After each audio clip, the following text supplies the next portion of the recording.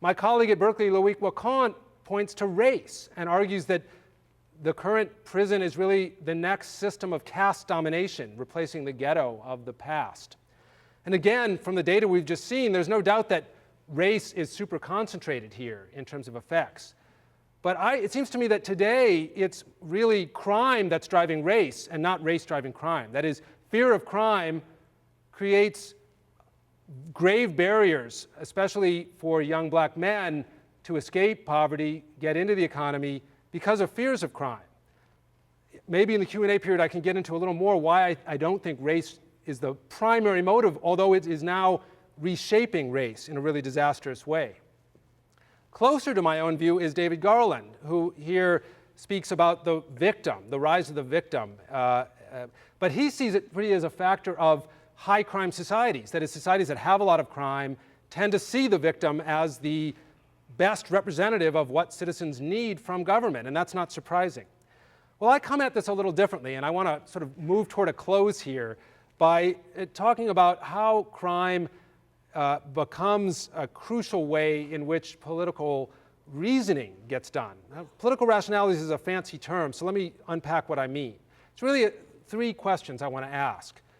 What are the mentalities and rationalities of governance that are promoted through crime as an issue? And Project Exile, mass imprisonment, zero tolerance, are some of the styles of governing, the practices of governing, I think we see not just in the criminal justice system, but when we look at schools where detention and expulsion are at all-time highs as techniques for school management, when we look at industry where dismissal and various crime-based employee screening has become more and more important. Secondly, what technologies of knowing and acting on subjects and their relations are put into general social operation in and through their deployment within the problem of crime. And here drug testing is a good example of a technology that can be used by universities, it can be used by the military, it can be used by families as a tool of self-governance or of governing others that very much comes out of the war on crime. And finally, what are the modes of political subjectivity? What modes of political subjectivity does crime invest? How does it create identities? Identities as victims, identities as super predators, identities as prosecutors, many kinds. Now, here I want to move back to some of the issues that I think we all are interested in terms of safety and justice in an era of catastrophe.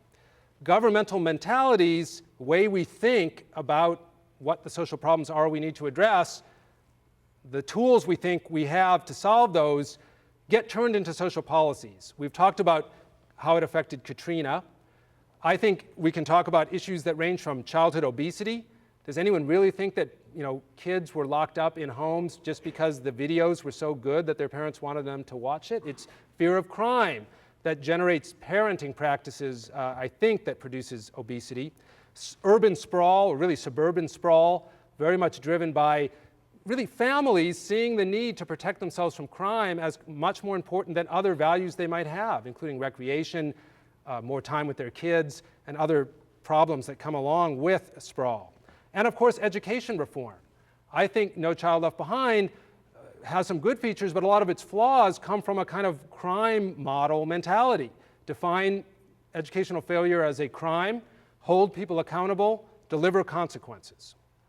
Now I want to very quickly, and I promise I am closing, talk about three issues that I think may interest all of us and that I think can be understood, the challenges they pose can be best understood if we think about how crime as a mentality of governance has shaped our response to these issues, and then how we might try to reinvent security, move security out of this paradigm. Now, many of you are interested in the problem of wrongful convictions, and I know you had Dr. Marvin Zalman here in the fall to talk about that issue.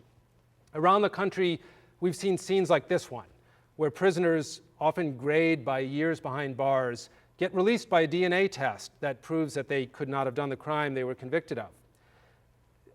Lots of scholars are working on this now. This comes from Michael Sachs's article in Science, identifying the kinds of errors and misconduct and practices that drive this. Now, as you can see, many of these factors very much relate to policing. And I know many of you are interested in careers in policing.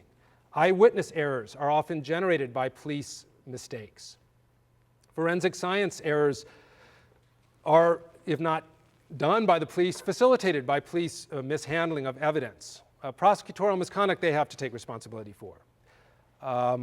Dishonest informants, again, the police often are in a position to know who they think they'll get information from, and if they're really interested in getting that information, going to people that maybe are dishonest.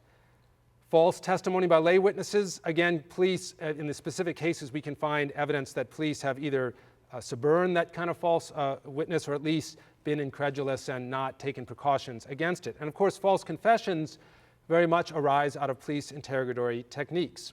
Now, what's my point? Well, we really can't know how common this is, and especially we can't know how it compares to the past. I think if you ask, is there more wrongful convictions today? Are there more of this kind of bad practice going on in policing today?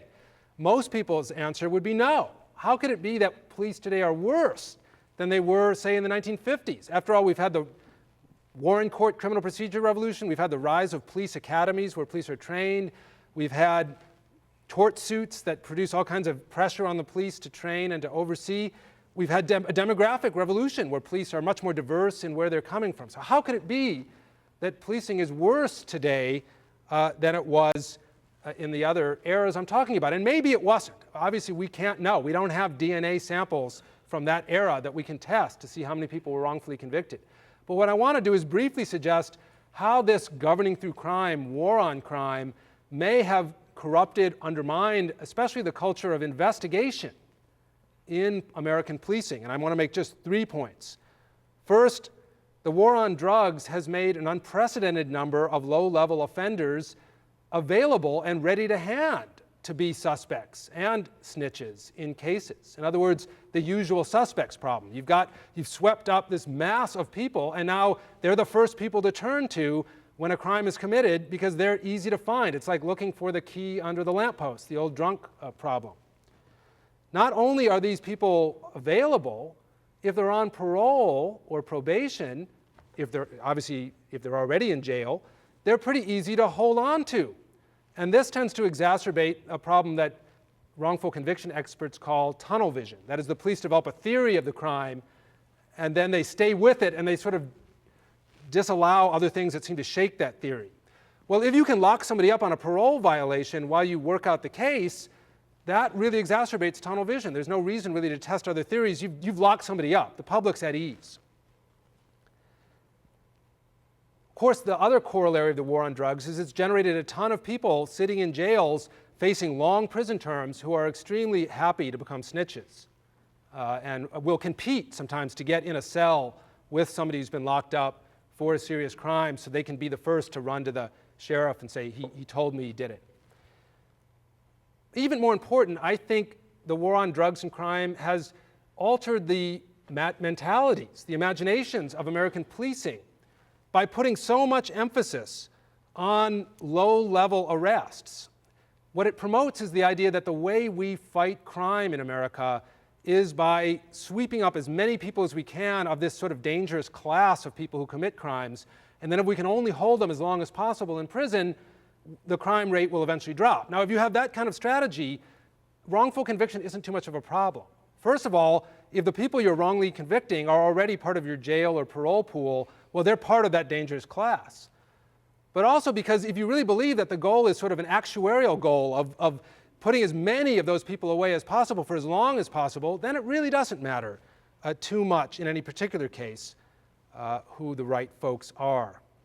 Now, I don't have time here. Somebody asked me a question about this, please. I'm trying to find good stories of American policing that represent the alternative to what I call junk policing, the junk policing associated with the war on crime, associated with junk science. Doug Evans is a police detective I got to know in Fort Lauderdale who solved one of the most notorious serial killer sagas in American history. The man next to him, Eddie Lee Mosley, raped and murdered at least 30 women in Fort Lauderdale, maybe up to 100. We'll never know. Doug found him, and he found him the old-fashioned way by interviewing hundreds of citizens from the neighborhoods that both the killer and the cop lived in, staking out the neighborhood, walking the neighborhood, and eventually finding this man. He got out again because they found him incompetent to stand trial. He was locked away in Chattahoochee. He eventually got out And they didn't even know he was out until the bodies started showing up again. Sadly, other police, less competent, more influenced, I believe, by the war on drugs, were in charge in the mid-'80s when he got out. And 2 other men were sent to prison for his crimes, one to death row, Frankie Lee Smith, and one, a retarded man, Jerry Frank Townsend, life in prison term. Both, sadly, Smith had died of pancreatic cancer by the time his DNA test proved him innocent, but the other man was eventually allowed out of prison.